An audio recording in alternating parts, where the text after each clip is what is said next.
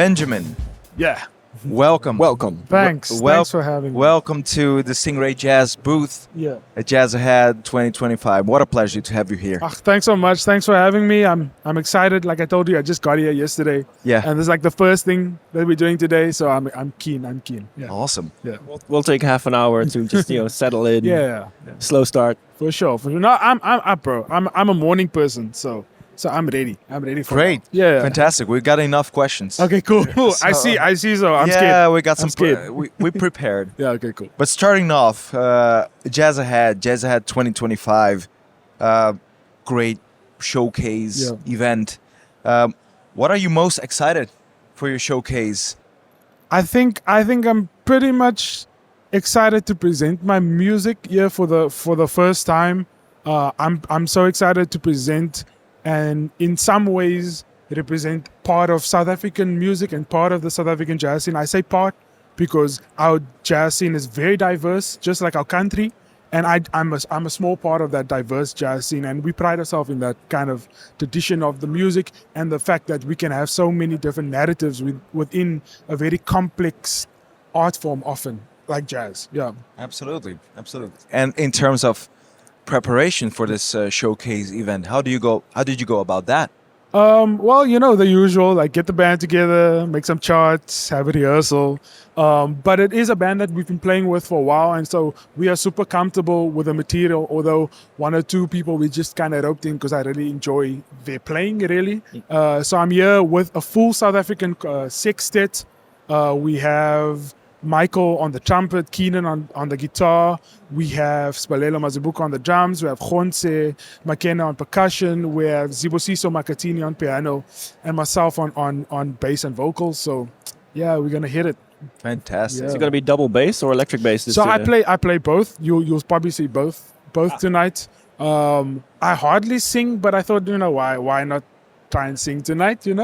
Have fun with it. Full and of see what's surprises gonna happen. tonight. All right. Yeah. So we're looking forward to that. Yeah. Hey, talking about the project, Yeah. if I may. Yeah. Okay. You have the beautiful title "Born Colored, Not Born Free." Yeah.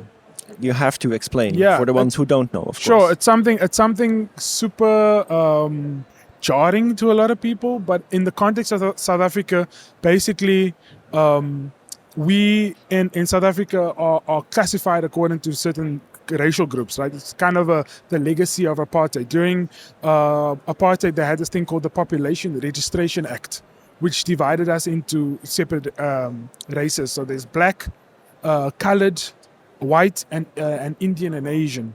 Right. And it's very stupid.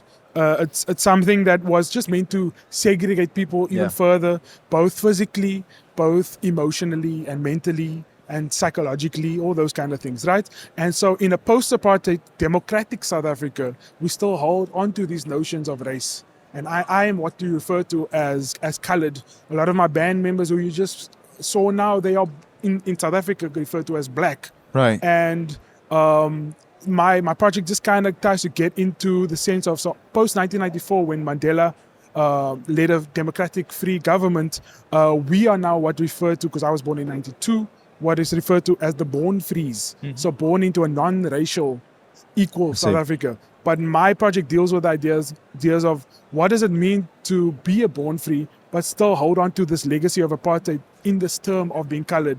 And how does that play within our society, like how we interact within our society today in a democratic South Africa. And while it is about my colored experience, I can say that so far, from all the young people that I speak to in South Africa, known as kind of the Rainbow Nation, everyone has similar sentiments around like the lasting legacies of apartheid and how we interact socially in society. So my music's just trying to get to grips with that, understanding that, and trying to paint a picture of my experience, but in many ways, many young people's experience, no matter the color. So important. And talking about the title itself, Born Colored, Not Born Free. During the research for this interview, getting to know your work, getting to know your story a bit, and looking at this title, I did see a resemblance to the childhood aspect, to a childhood symbolism. And my question is, what childhood moment made you feel the difference between colored and free? Yeah, that's such an interesting think, because it's like I don't even know if I really realize all these things about racial and social awareness within South Africa, because we are so because it's a system that's so ingrained in us when we are young, right? So I grew up in Cape Town, which is still very segregated. Colored people, quote unquote, live in this area. Black people, quote unquote, live in this area. A lot of more wealthy, often white people, affluent people live in this area, right? It's not apartheid anymore, but these are the legacies of apartheid. So when I moved to Johannesburg, where the city is more cosmopolitan and more integrated, I really started to question, like, but why do we live this way? Why are things like this? And also like the way people perceived me as a colored person, and there's certain stereotypes that go along with that. But I'm like, but I am not that. Where are you getting these ideas from? And these are kind of the societal issues that I'm trying to address about growing up in a society of holding on to the apartheid legacy, but still we are not that. Like young people we don't think that way today. Yeah. Okay, so this is I mean, I can address it a million times. This is a complex story. Super complex. Super complex. How do you start as a musician to translate this huge matter into music? Yeah, it's such a good question, because I think for all of the music and compositions that I've released up until this point has always been like a personal journey, introspection, trying to grow, trying to understand. And I think I always take it from that point of view. I take it from the point of view of trying to understand the people around me, trying to my project, and what I'm trying to say is not a judgment on my society. It's rather saying, okay, we did this happened, trying to understand why it happened, but also trying to tell people, okay, but we would like to move forward, and this is how I'd like to be seen, and this is how I'd like to be presented, and because society is changing. And so through that process of introspection, I then dive into the piano, I dive into the bass, and melodies come to me. And I'm very much about telling stories with composition. Back in South Africa, I write a lot of music for film and TV as well. So the narrative aspect of music is very important for me, and how I can paint pictures now on a bandstand and you're not seeing any visuals is also important to me. And how I do that musically is something I focus on a lot. Yeah. I'd like to talk a little bit about our bass as your performance tool. Yes. You grew up anchoring church services, yes, correct? Yes. Yeah. So how did those gospel rhythms teach you to pray through your instrument? And where do you hear that spiritual DNA in your jazz compositions today? Yeah. So like you said, I grew up, my father was like a worship leader in the church back in the day. So I'm very familiar with like church music and gospel music. And there was a period at which I was playing a lot of piano in church, right? So combination of going through like a jazz institute, both in Cape Town, and I eventually studied at Berklee College of Music, but also through like the music school of the church, and the community music school. It really shaped the way in which I approach not only music composition, but also my intent with approaching any bandstand. And I think inherently, obviously gospel, yes, but inherently jazz is a spiritual art form. Mm-hmm. So it's not something you have to necessarily, or I feel that I necessarily have to dig deep within. It's just my intention when I'm performing and I approach a stage and I want to play. I think it inherently just comes out. I don't know if there's a better way to explain this. I don't like to be too philosophical about these things, because at some point the music is the music. I also play music so people can enjoy it. So I think everything that happens in between, all the undescribables, all the things that you feel that I was not intending, that is the spirit of the music, and that is the intent behind the music. And hopefully that gets conveyed across, because as you said, it's a super complex topic. I don't want to speak a lot. I want to play as much as possible. Otherwise it's going to be a presentation. Yes, yeah. And so I'm hoping the music can do the talking, and those elements can really come through and touch people. Yeah. So, the Cape Flats. Yes. I want to talk a little bit about that. The Cape Flats is a place of resilience, a place of with a lot of rhythm.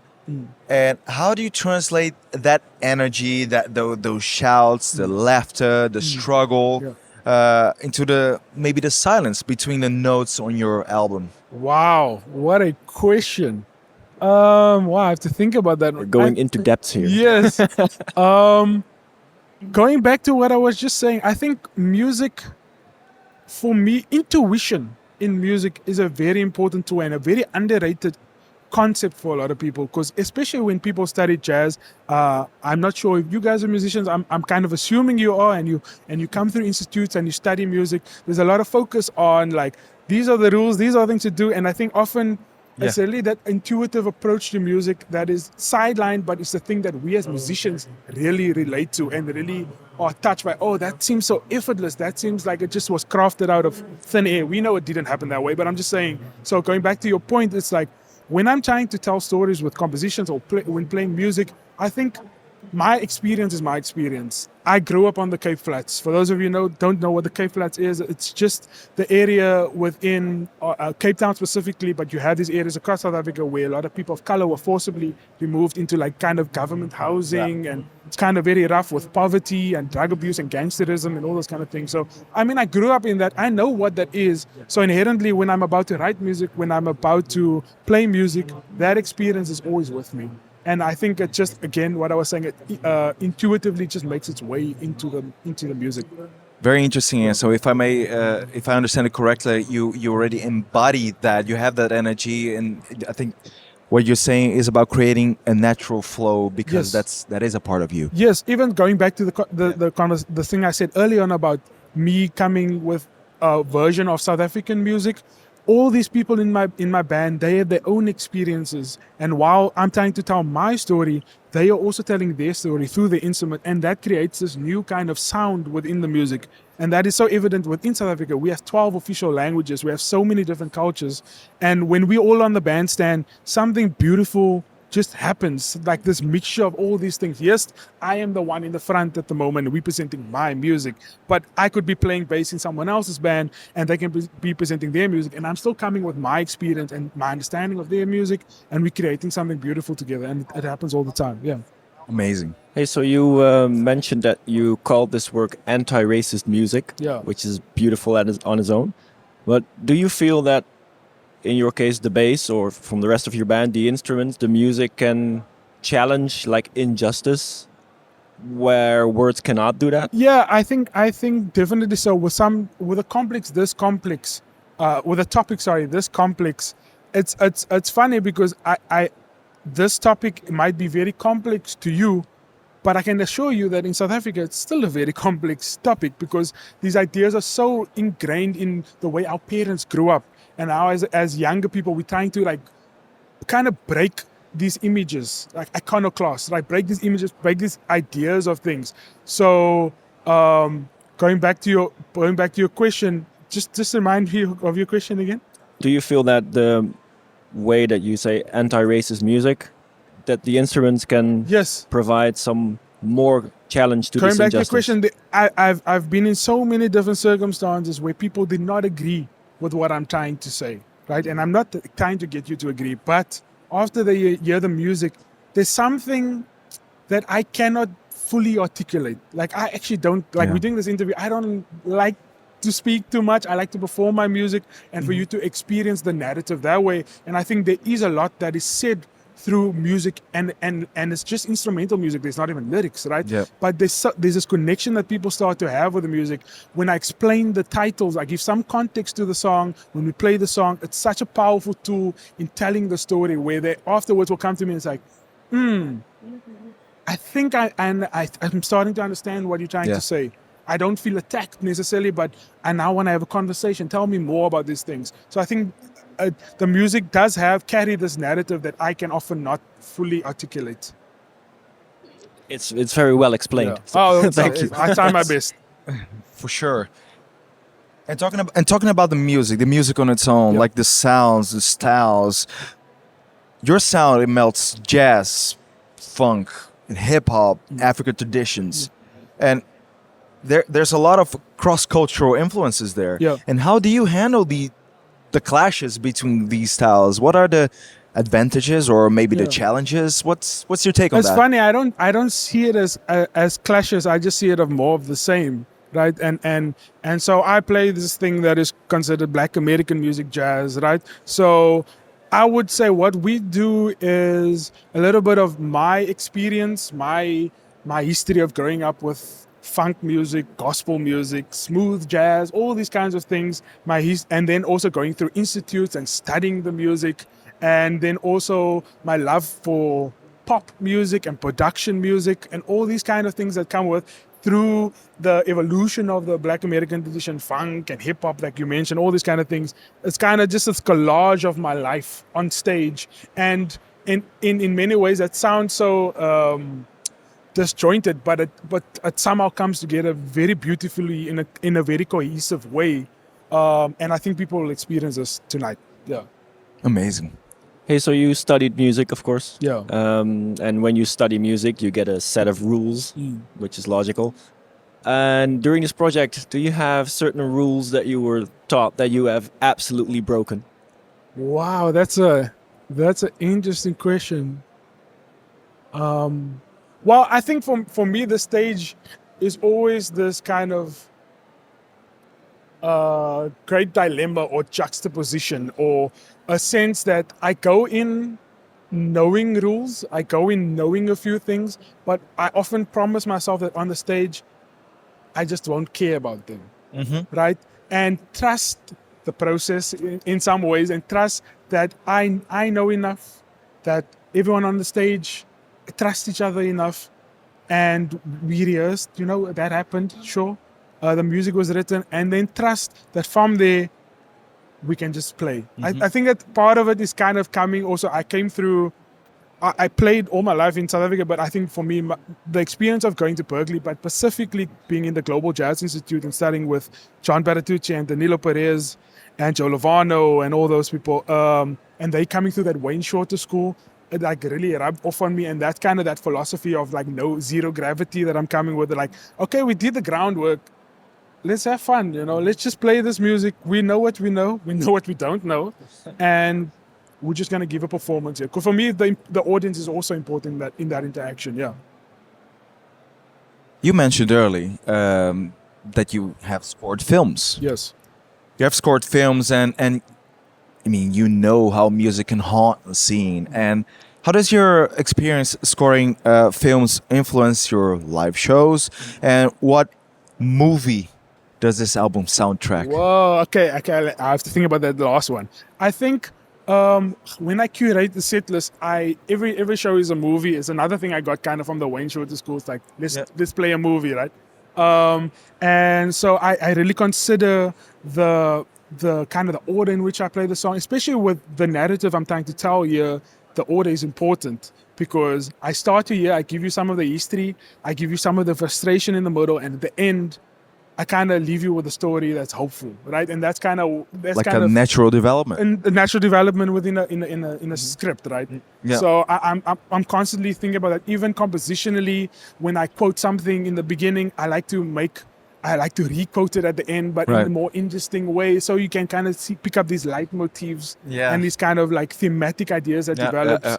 For me, playing jazz specifically, I had this conversation with a band in the week. I'm like, the improvisation section of my composition are so important, not only because it has this legacy of jazz, but of Black American music, but the way in which we approach our improvisation really lends to where we end up in the composition later. So everything is up in the air, as it were. When we get on the bandstand, okay, depending on where the solo goes, we might go here or we might go there, and we're just going to follow it. We're not going to judge it. We're just going to do your thing, bro. Like, do your thing, and we're going to support you. And wherever we end up, that's the composition. Right? Again, trust. Yes, so we have to really trust each other at that point. Yeah. Do you have certain moments or certain songs that you perform with the band where you were like, guys, yes, we can play freely, but this part has to be what is on the score?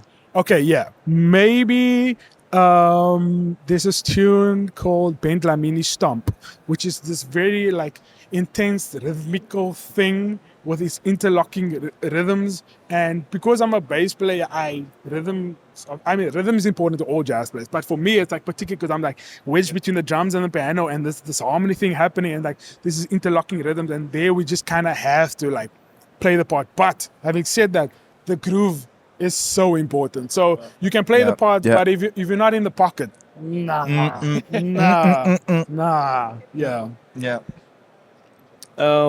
For other artists from your region, Yeah. What message would you like to convey to, let's say, the new generation, the generation after you?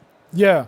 Man, it's such a difficult thing to give other people advice because I feel like I'm still constantly learning. I would just say that maybe it's just a general comment to everyone where we're in a very interesting time globally. As you know, it's so easy for people to connect nowadays, right? And discover new music and discover new art forms. And for me, just even like looking at what the type of music that is coming out globally, I think people are really starting to look to Africa and look to what is coming from our continent. And I think people should, first of all, musicians back home, which they are not, they should not be scared to incorporate who they are and where they come from in the music, because people really are looking for that. And then to other people, I would say, it's like look what's happening in Africa, look what's happening in South Africa, look what's happening in Nigeria, right?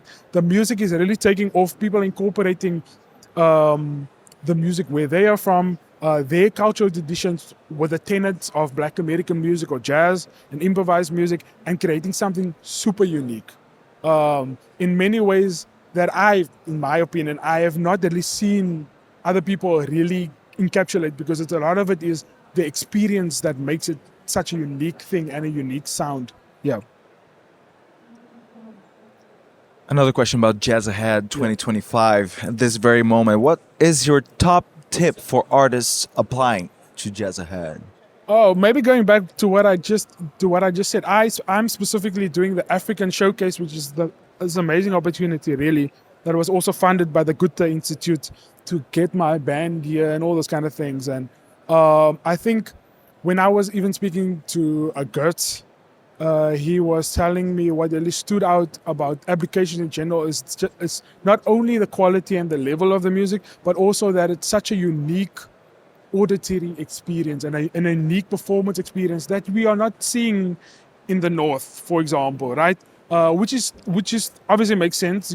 We have different experiences in the South, right? Or people from these countries. So I think if people are applying for these kind of festivals or these kind of showcases in the future, it's just represent where you come from and who you are through kind of these tenets of this music, of jazz music, whatever they may be and whatever you might believe about the history of jazz. And I think that is really what will help you stand out. Yeah. There's one more about born colored, not born free. Yes. And the whole story it tells. What do you feel is the biggest misconception about South Africa's history and the story it tells? Wow. And I'm gonna make it even larger question. Yeah. What truth would you put in place of this misconception? Oh, okay. Okay, so let's make it more personal, and I won't speak about everyone's South African experience. Right? Okay. I think what I find has been my biggest kind of gap in the knowledge of South Africa, let's say that, is that people like me don't exist. So like I said, I traveled in Europe, I've studied in the States, I lived in New York for a while as well, and I make it a point that every time I interact with whoever and we start to speak, and I tell them I'm South African and so to speak, I make it a point to say, no, I'm colored. Like in South Africa, I'm referred to what is that color. And then I kind of try and give this quick synopsis of the history of South Africa. And maybe sometimes I shouldn't do it, but I just feel because no one is telling them. Because often when I'm telling people this, like, oh, I don't know, I thought it was just black people and white people and lions are walking on the street and stuff like ignorant stuff like that, right? So I think I make it a point of trying to at least get to some educate a little bit about I'm actually referred to as colored, but it's a very complex thing because while culturally I'm colored, politically I am black. So and I know that's also something because people like black and white, excuse the pun, and so it's also a hard thing to navigate. So I think having said that, after all of this, I think the one truth is just maybe that the story of diversity and inclusion and all these things when it comes to South Africa is much more complex. And I think just to be open to the ideas of the fact that things are different across the sea, right? There's this whole thing even that was going on about, I don't know if you guys follow popular music, like there's this singer from South Africa called Tyler, and she's quite big in the States in Amapiano, and she's colored. And there's a whole debate even in the States going on about, oh, but why is she referring to herself as colored? She's black. You can't, because I know colored means something else in the States, right? But why must we conform to that idea? That's not our experience of it, right? And so just trying to educate this about our experience to people, and hopefully the music can help them further connect with some of these ideas. Yeah. Benjamin, thank you so much for your time, for your wonderful answers, for educating us a little bit of your background, of your music. And we wish you a very successful and wonderful time here during Jazzahead 2025 with Benjamin Jeptha Sextet. Thank you very much. Thank you so much. Thanks for having me. Thank you.